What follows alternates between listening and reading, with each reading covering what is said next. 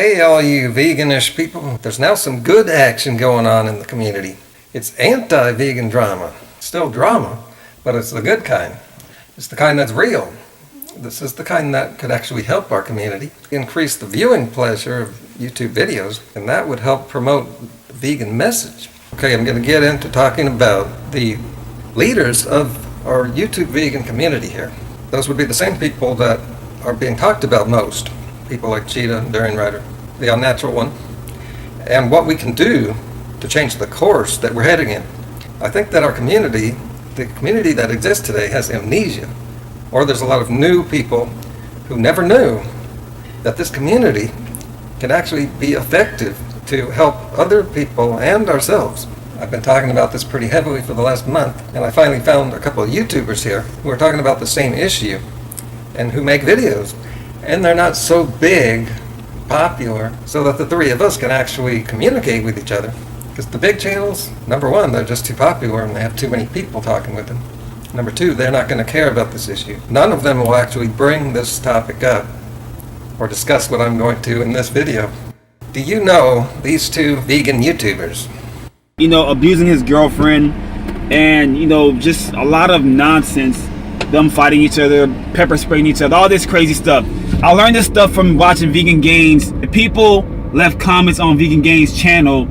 These are the same people who've done videos about vegan Cheetah as poison. He's not a real vegan and they don't want to support the vegan drama on YouTube anymore by watching his content. Whether or not we want a future where the idea of veganism is even necessary. One of the people responding to my last video was, you guys have to forgive me, I'm going to pull up some stuff here. Gary High Fruit Carbohydrate. Gary High Fruit Carbohydrate has made a number of videos, criticizing, people who are perhaps recognized as, leaders in the YouTube vegan community. I don't know necessarily that we have anyone who should necessarily be considered a leader, but just people who are more famous than others. But Gary has, spoken out against the folks like that and was commenting on my last video and saying that, he really tries to share a critical perspective and that it seems not to be appreciated based on the number of people who watch his channel. And there were people who were kind of being critical of Gary, saying that, there's the information is just too obscure for the average person. So if I don't know anything about what's been happening in the, YouTube vegan community. Well, most people in our community don't know these guys simply because they don't have many subscribers, which reminds me of comments I get every once in a while. I got another one under my recent Cheetah video, which is fitting because Cheetah's really popular. He made fun of me for only having 1,400 subscribers. See, and that's a problem right there. Not just the imbalance of subscribers and popularity, but the fact that a lot of people actually equate popularity with legitimacy, relevance, like they're the authorities, the leaders, the ones we should be following because they're popular. Well, that's sort of circular logic. It is a myth. People don't become popular in this world because they are good people. And I think we got some major proof of that back last November. And if our community is going to be saved, it's going to not be done by these popular leaders who are only using this community to make money. It's going to be the smaller channels and a lot of us and just the viewers. They're the ones that decide who's going to be listened to and who we're going to follow. So it's the popular vegans that are being seen by the outside world. With vegan cheating his girlfriend, so they watch the video. That means you still support vegan drama on YouTube. If you watch vegan Cheetah's video, that means you support vegan drama on YouTube. A lot of these leaders, people don't even like them. Even a lot of us vegans don't like them. So the outside world's not going to like them. So how can we shift what's going on in the vegan YouTube community? This is the first thing we need to do. The first step of changing our community for the better. Forget about how they became popular. I've done videos about that. Search for the word popularity in my channel. But the reason they stay popular is because we keep talking about them. You might be familiar with the real life phenomenon outside the internet, where when you keep bringing up a person's name, other people hear it, then it's on their mind and they spread it, and it just keeps going. It snowballs like that.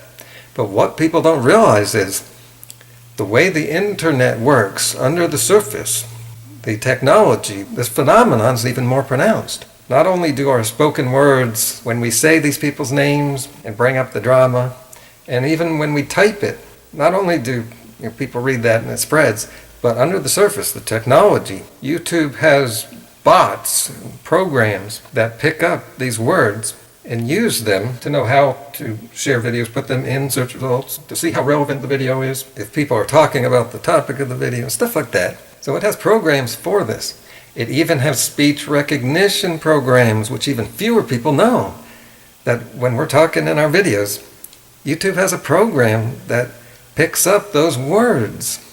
And on a larger scale, this is how the whole internet works. The internet is based on people searching using search engines.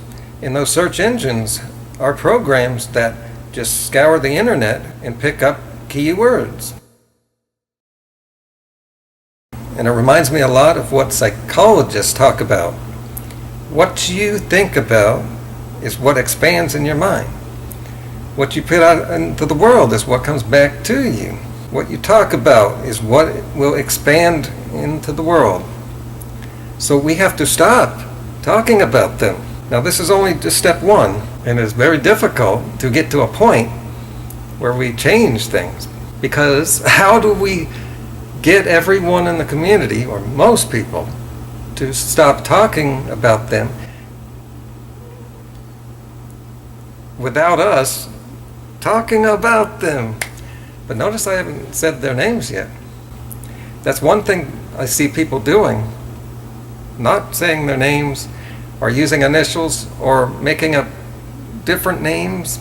And now this is a good start, and we have to promote this idea. Speaking of which, check out this clip. Here's someone on CNN actually talking about this phenomenon of how the internet works to make someone popular.